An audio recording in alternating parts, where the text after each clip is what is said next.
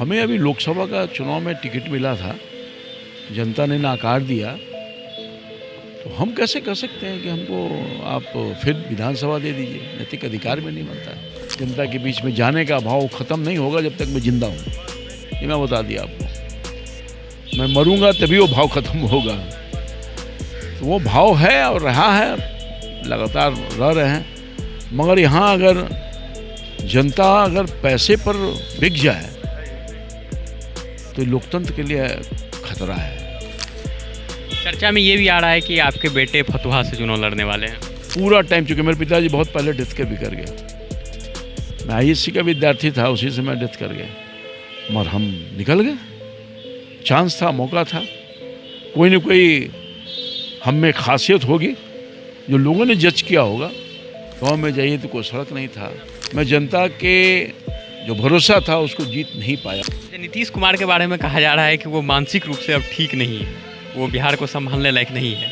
मगर आजकल के राजनीति में ये क्या हो गया है कि आकाश से सीधे नीचे गिर गया। कोई IAS अफसर है, कोई फलानवा है, कोई पैसा वाला है, कोई नोट वाला है, तो वो आगे गिर गया। जनता का जो कार्यकर्ता के बीच में काम करता है, जनता के बीच में कार्यकर्ता, वो भी उसका हक मारा जाता है। तो ये सब गिरावट आ रही है राजनीति में। जो आदमी एक आध दिन भी जनता को देखा नहीं, झांका नहीं, बैठे बैठे घर में जीत गया, निराशा होगी नहीं होगी बताइए। हमारे से कई लोग हैं। अब एलाइव पार्टनर आपके साथ धोखा दे दे,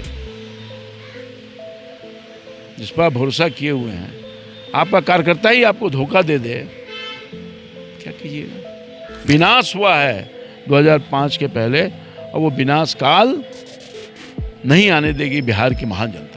लोगों के सामने जब आप कहते पढ़ने स्थित विद्यार्थी हैं तो एक सम्मान झलकता था। अब क्या हो रहा है? बम, पिस्तौल, यही हो रहा है। कोई गांव में बिजली था जी? ये हमारी सरकार, हम लोग का प्रयास कि दियर से लेकर दियर में 70 साल की आज़ादी के बाद लोगों ने बल्ब देखा होगा, और वो मेरे आइकॉन मोदी जी हैं।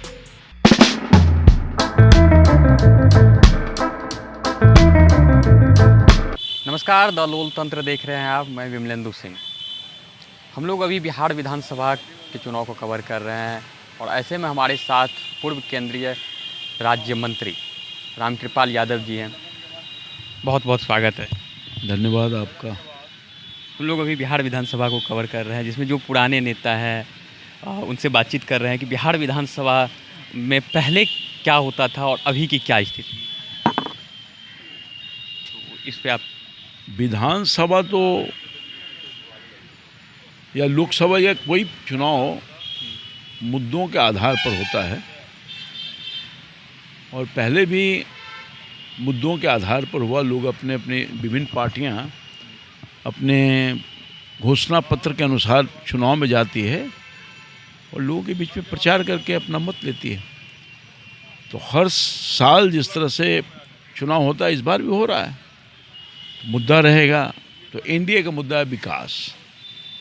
हम विकास के मुद्दे पर जाएंगे। हमारे आदरणीय नेता नीतीश कुमार जी के नेतृत्व में हम चुनाव लड़ने जा रहे हैं, और 20 साल के जो कार्यकाल है, जो मैं कह सकता हूँ कि बिहार में एक मील का पत्थर साबित हुआ है। हर लोगों को संतुष्ट करने का काम किया है, लॉ एंड ऑर्डर ठीक करने का काम किया है, और हर क्षेत्र में, चाहे शिक्षा हो, स्वास्थ्य हो, इंफ्रास्ट्रक्चर हो, रोड हो, या फिर पानी हो, जो मूलभूत समस्या है उससे बहुत हद तक निजात मिला है। जो विकराल रूप दिखता था, सड़कों में जाइए तो गड्ढे थे, गांव में जाइए तो कोई सड़क नहीं था। तो NDA की सरकार, ख़ास तौर पर जो प्रधानमंत्री जी मोदी जी का जो विजन है, और नीतीश कुमार जी का, उनके जो कार्य योजना है, और राज्य सरकार की जो कार्य योजना संयुक्त रूप से, इसमें भारत और राज्य की सरकार ने बहुत राशि आवंटित करके लोगों तक विकास पहुंचाया है, और यही विकास का मुद्दा होगा इस चुनाव में। इस बार एक चीज़ देखी जा रही, कही जा रही है कि दानापुर विधानसभा से आपका संभावित है। नहीं, ऐसी कोई बात नहीं है, ये हवा में है, ज़मीन पर ऐसा कुछ भी नहीं है। हवा में है, कयास लोग लगा रहे हैं, ऐसी कोई संभावना नहीं। आपका क्या है कि आप इस विधानसभा में आपकी एंट्री हो रही है? नहीं, हम कैसे बोल सकते हैं? हमें अभी लोकसभा का चुनाव में टिकट मिला था, जनता ने नकार दिया, तो हम कैसे कह सकते हैं कि हमको आप फिर विधानसभा दे दीजिए? नैतिक अधिकार में नहीं बनता है। क्या कारण पार्टी क्या निर्णय लेगी मुझे नहीं मालूम। पार्टी से बंधे हैं हम लोग और एक अनुशासित सिपाही हैं, तो पार्टी क्या निर्णय लेती है मुझे नहीं मालूम। ये संभावित बातें अभी चल रही है? ऐसा ही, इसको ऑथेंटिसिटी नहीं है, ऐसे ही चल रहा है, मीडिया उडिया में चल जाता है अपना। 2024 के लोकसभा में आप पाटलिपुत्र लोकसभा सीट से आपकी हार होती है, क्या सबसे महत्वपूर्ण कारण मानते हैं? हाँ, क्या लगता है कि किस वजह से ये हार हुई? हम 2024 के लोग अच्छा हमारा चुनाव, देखिए मैं तो जनता का सेवक हूँ और ज़िंदगी का लंबा काल सेवा में ही बिताया है, ईमानदारी निष्ठा के साथ। जो दायित्व सांसद के हैसियत से मुझे मिला था, उस दायित्वों का निर्वहन भरपूर किया, विकास भी करवाया, तो संपर्क भी करने का काम किया। मगर बहुत सारे कारण हैं, अब उस कारण को मैं बहुत विस्तार से नहीं कर सकता। मैं इतना ही कह सकता हूँ कि शायद मैं जनता के जो भरोसा था उसको जीत नहीं पाया। उसके तह में हम बहुत स्टडी किए हैं क्या कारण हुआ, मगर काम का हम इतना ही कह सकते हैं कि काम करने वाला और जनता का जो जनसेवक है उसकी पूछ नहीं है। बहुत हमारे जैसा लोग 5 लाख वोट अधिक आया है, हमको 5 लाख से अधिक आया, पिछले बार से अधिक वोट आया है। ऐसी बात नहीं जनता ने मुझे छोड़ दिया, मगर फिर भी हम पीछे रह गए। तो यही है कि जनता का भरोसा हम नहीं जीत सके, कोई न कोई वजह हुआ होगा, कई कारण होता है, इतना ही मैं कह सकता हूँ चुनाव हार का। अगले चुनाव के लिए जो कारण होगा आप उसको सुधार करने की कोशिश कर रहे हैं कि जानने की कोशिश कर रहे हैं कि जनता के बीच? अब देखिए, हम तो जनता के बीच लगातार लगे ही हुए हैं। हम एक दिन भी बैठते नहीं हैं, हम बैठ भी नहीं सकते हैं। हमारे जो शुरू से हमारा जो काम करने का वो भाव रहा है, जनता के बीच में जाने का भाव ख़त्म नहीं होगा जब तक मैं ज़िंदा हूँ। ये मैं बता दिया आपको। मैं मरूंगा तभी वो भाव ख़त्म होगा। तो वो भाव है और रहा है, लगातार रह रहे हैं। मगर यहाँ अगर जनता अगर पैसे पर बिक जाए तो लोकतंत्र के लिए खतरा है, अच्छे लोग नहीं आ पाएंगे। ये जो गिरावट आई है, ये गिरावट नहीं आनी चाहिए, नहीं तो कोई ईमानदारी के साथ, निष्ठा के साथ शायद काम करने में सकुचाएगा। और मैं एग्जाम्पल हूँ, अपने आप को मैं मानता हूँ।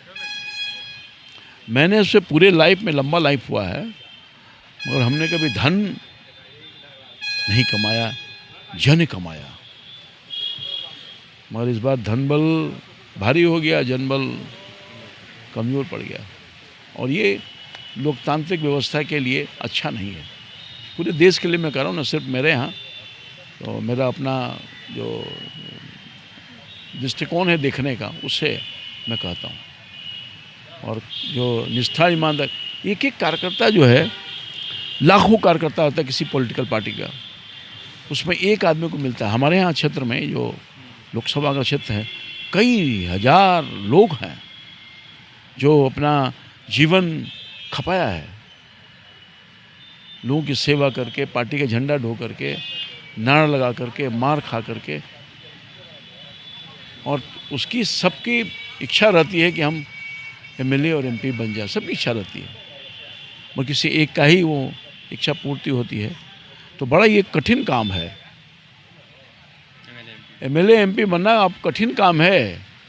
मैं ये मानता हूँ आसान काम नहीं है। एक तो टिकट लेना, पार्टी का भरोसा आप पर रहेगा तो टिकट देगा, लंबी लाइन कतारें रहती हैं, और उसमें टिकट लेने के बाद आपको जनता का विश्वास जीतना। और दूसरी बड़ी जनता का विश्वास जीतने के लिए मैं ये बोल रहा था, डाइवर्ट कर दिया आपने थोड़ा, कि जो कार्यकर्ता होते हैं वो बहुत मुश्किल से उस स्थान पर पहुंचता है। मगर आजकल के राजनीति में ये क्या हो गया है कि आकाश से सीधे नीचे गिर गया। कोई IAS अफसर है, कोई फलानवा है, कोई पैसा वाला है, कोई नोट वाला है, तो आ गया, गिर गया। जनता का जो कार्यकर्ता के बीच में काम करता है, जनता के बीच में कार्यकर्ता, वो भी उसका हक मारा जाता है। तो ये सब गिरावट आ रही है राजनीति में, और ये शुभ संकेत नहीं है। ये शुभ संकेत नहीं है, तो अब कार्यकर्ता कोई काम ही नहीं करेगा जनता का। उधर धन कमाने के सोचेगा कि हम धन कमा लेंगे तो चुनाव भी जीत जाएंगे, जनता का सेवा करने से क्या फ़ायदा। हम जो लगातार काम करते रहे हैं, हमें निराशा होगी नहीं होगी कि जो आदमी एक आध दिन भी जनता को देखा नहीं, झांका नहीं, बैठे बैठे घर में जीत गया, निराशा होगी नहीं होगी। बताइए, हमारे से कई लोग हैं, या लोग सोच रहा होगा अरे हम लोगों का लंबा काल बीत गया है, कुछ दिनों के तक हम कार्यकर्ता के रूप में काम करेंगे, मगर वो लोग जो आने वाला जनरेशन है उसमें निराशा का भाव है। हम जो हारे, किस आदमी से हारे, किस पार्टी से हारे, पता है लोगों को, जिसका कोई कंट्रीब्यूशन नहीं है। एक दिन भी समाज के बीच में, कार्यकर्ता के बीच में जिसका वोट लिया है, उसके लिए भी कोई चिंता नहीं है, न था, न है, न रहेगा। पैसे के बदौलत वो जी मौसम है, पैसा एक फैक्टर है, और भी है, कई व्यवस्था है। अब एलआई पार्टनर आपके साथ धोखा दे दे, जिस पर भरोसा किए हुए हैं, आपका कार्यकर्ता ही आपको धोखा दे दे, क्या कीजिएगा। तो कई सवाल खड़े होते हैं। अगले सवाल की तरफ बढ़ते हैं कि एक समय में लालू यादव के सबसे करीबी हुआ करते थे आप, फिर 2014 के लोकसभा चुनाव में देखा गया कि आप आरजेडी का दामन छोड़ करके बीजेपी में आए। क्या टिकट न मिलना ही इसकी सबसे बड़ी वजह थी? देखिए, मैं अपनी पहचान खुद से मेहनत से बनाया था। मैं काउंसलर था, उसके पहले अपने कॉलेज का प्रेसिडेंट था, यूनिवर्सिटी का सीनेटर था, लंबा काल बीता है, तो पहचान बनी जनता की सेवा करके। तो पार्टी ने मुझे बुला कर टिकट दिया, हम मांगने थोड़े गए थे टिकट, पता करिएगा। हम उस लायक थे तो टिकट दिया। उस समय सम्मान था कार्यकर्ता का, मगर वहाँ कार्यकर्ता का वैल्यूएशन खत्म हो गया। आरजेडी का वहाँ जो है, जो सोच था राष्ट्रीय जनता दल का, वो सोच में बदलाव आ गया, बहुत बदलाव आ गया। पहले तो कहा कि मैं टिकट नहीं, उस समय के हमारे जो पार्टी के नेतृत्व था, हमको बुला कर टिकट दिया। हाँ, MP का चुनाव लड़ो, मैं हाथ जोड़ रहा था। उसके पहले MLC भी बनाया, ये सब पार्टी ने दिया है, मेरे मांग पर नहीं, पैसा पर नहीं, अपने मन से। ये सब काम के बल पर था। मैं तो कहा गिरावट आई है, नहीं तो मेरे जैसा आदमी तो आता ही नहीं है। जो एक साधारण परिवार का लड़का है, हम कहाँ से पैसा लाते हैं। हमको तो जनता ने पैसा दिया और वोट भी दिया, उस जमाने से हम हैं, वोट भी दिया, पैसा भी दिया। तो अब वो मनोभाव से जब वो राष्ट्रीय जनता दल का काम हो रहा था, मगर वहाँ कार्यकर्ताओं की पूछ नहीं, परिवारवाद बढ़ गया, हस्तक्षेप होने लगा, कई तरह की खामी राष्ट्रीय जनता दल का जो मूल अवधारणा था, जो सोच था, उसमें गिरावट आ गया। पहले था सामाजिक न्याय, अब हो गया पारिवारिक न्याय। लालू जी 2009 के बाद हम चुनाव नहीं लड़े, क्योंकि बाद के दिनों में लालू जी खुद इच्छा जाहिर किया, मैं नहीं लड़ा। हमको दूसरे पार्टी से ऑफर मिला था, मैं नहीं गया। हम रिकॉर्ड में बोल रहे हैं, मैं नहीं गया 2009 के। हाँ, उसके बाद तो टिकट को मान लें, इज्जत और सम्मान नहीं मिले मेरे जैसे आदमी को। कभी हमारे जैसा आदमी काम नहीं कर सकता, और यही कारण था कि मैंने पार्टी चेंज कर लिया और भारतीय जनता पार्टी की सदस्यता ग्रहण किया। चूँकि मोदी जी का नेतृत्व आया, सोच अच्छा, विकास सब कुछ में, देश के लिए, राष्ट्र हित के लिए, परिवार हित के लिए थोड़ी भारतीय जनता पार्टी जीतती है, काम करती है। मोदी जी थोड़े अपने परिवार के लिए काम कर रहे हैं, तो देश उनका परिवार है, 140 करोड़ जनता। उस अवधारणा को, उस नेतृत्व को मैंने माना, समझा, और फिर हम पहले राष्ट्रीय जनता दल छोड़ करके भाजपा में ज्वाइन किया और भाजपा ने हमें सम्मान भी दिया और प्यार भी दिया। अभी यदि ये विधानसभा इलेक्शन में पार्टी की तरफ से आपको कोई सीट दी जाती है चुनाव लड़ने के लिए, तो कौन, अभी ऐसा कोई प्रस्ताव ही नहीं है। ये तो ऐसे ही होगा तो ये होगा तो वो होगा, उस पर क्या प्रतिक्रिया व्यक्त करें, ऐसा कुछ बात है ही नहीं। कोई बात मतलब नहीं है भाई, मैं झूठ बोलता ही नहीं हूँ, एक भी मैं झूठ नहीं बोलता। चर्चा में ये भी आ रहा है कि आपके बेटे फतुहा से चुनाव लड़ने वाले हैं। अरे हमारा बेटा है, सामाजिक कार्यकर्ता है, तो उसकी इच्छा है और जनता चाहेगी तो नहीं आगे बढ़ेगा, उसको नहीं मौका मिलना चाहिए, मिलना चाहिए ना, मिलेगा। पार्टी निर्णय लेगी, जनता चाहेगी, समाज सेवा तो कर ही रहा है, सालों से कर रहा है। तो क्या वो चुनाव लड़ रहे हैं? पार्टी चाहेगी तो जरूर लड़ेगा, क्या नहीं लड़ेगा।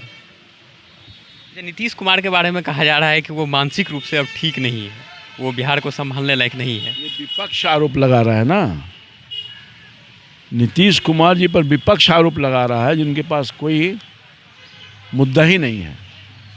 और नीतीश कुमार का जो व्यक्तित्व है और नीतीश कुमार का जो काम है वो इतना बड़ा काम है, इतना बड़ा नेतृत्व के जितना उसके सामने जो खड़ा है वो सब बौना है, टिक ही नहीं सकता है। नीतीश कुमार के व्यक्तित्व के आगे, काम के आगे टिक ही नहीं सकता है कोई, तो इसलिए आरोप लगाता है गलत सलत।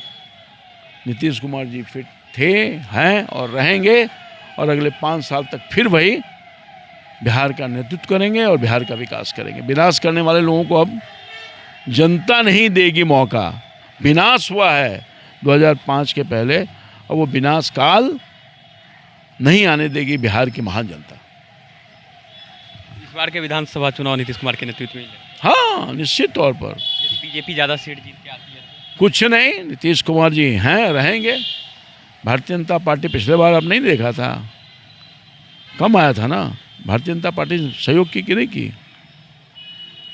हम उनके नेतृत्व में चुनाव लड़े हैं, लड़ेंगे और आगे भी वही हमारा नेता रहेंगे, इसमें कहीं दो मत नहीं। आगे जो युवा नेता है, छात्र राजनीति से आप भी उठ कर के आए हैं, क्या कहेंगे छात्र नेता के लिए? छात्र एक किसी के लिए भी छात्र तो बड़ा प्रमुख अंग है जो राजनीति में है। उनको अपने विचारों से, अपने भाव से, अपने कर्म से, अपने व्यवहार से लोगों को जीते। अब बहुत गिरावट आई है, हर स्तर पर गिरावट आई है, उसमें छात्र समूह में भी गिरावट आई। अब देखिए बम चल रहा है, बताइए पटना यूनिवर्सिटी कितना, पटना यूनिवर्सिटी का नाम ले करके लोगों के सामने जब आप कहते पटना यूनिवर्सिटी के विद्यार्थी हैं तो एक सम्मान झलकता था। अब क्या हो रहा है, बम पिस्तौल यही हो रहा है। तो इन सब चीज़ों से दूर रहना चाहिए। बच्चे पढ़ें, कैरियर बनाएं, पढ़ने के लिए नहीं गए हो कि बम चलाने के लिए। पढ़ाई करो। और बिहार तो दुनिया में अपनी ख्याति प्राप्त किया है अपने मेधा के बल पर।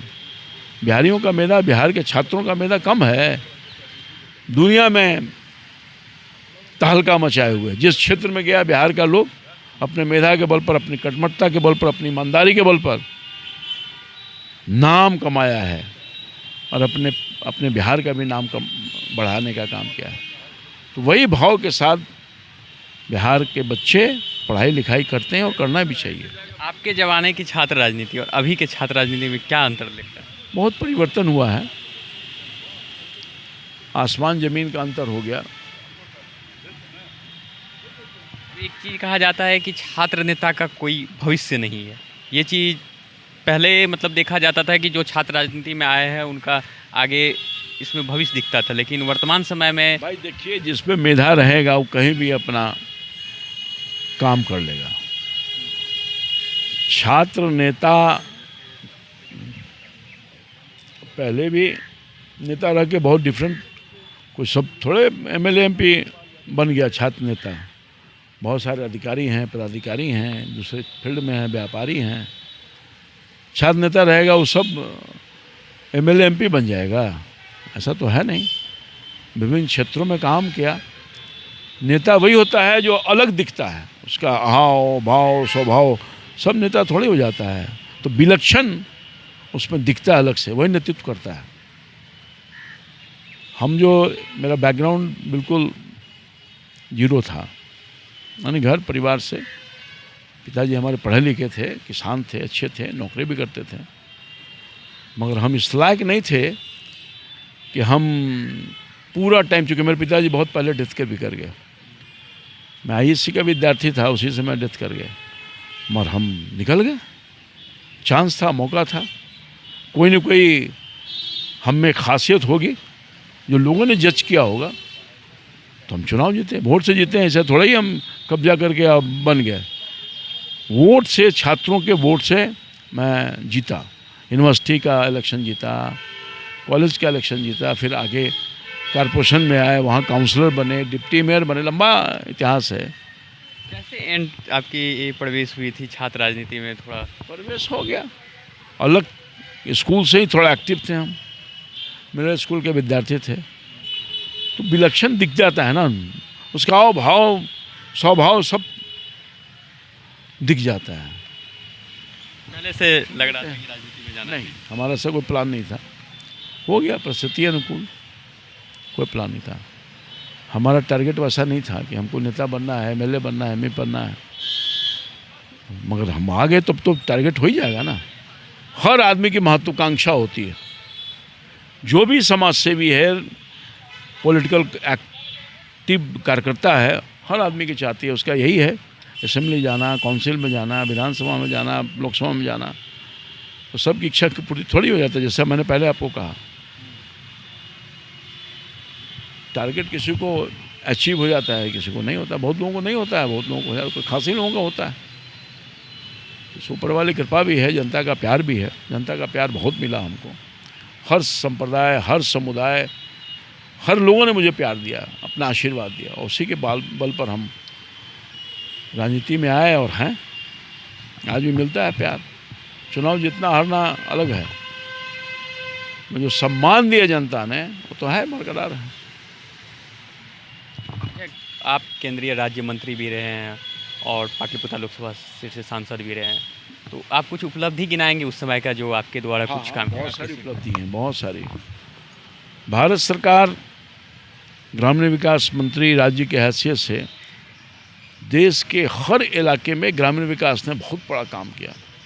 आवास योजना, सड़क योजना, शौचालय योजना जो है, घर घर में जल के माध्यम से लोगों तक सेवा करना, और आज भारत सरकार की कटिबद्धता है। 14 में हम मंत्री बने थे, और प्रधानमंत्री जी का जो विजन था और जो कमिटमेंट था, उस कमिटमेंट के अनुसार उन्होंने पूरा किया।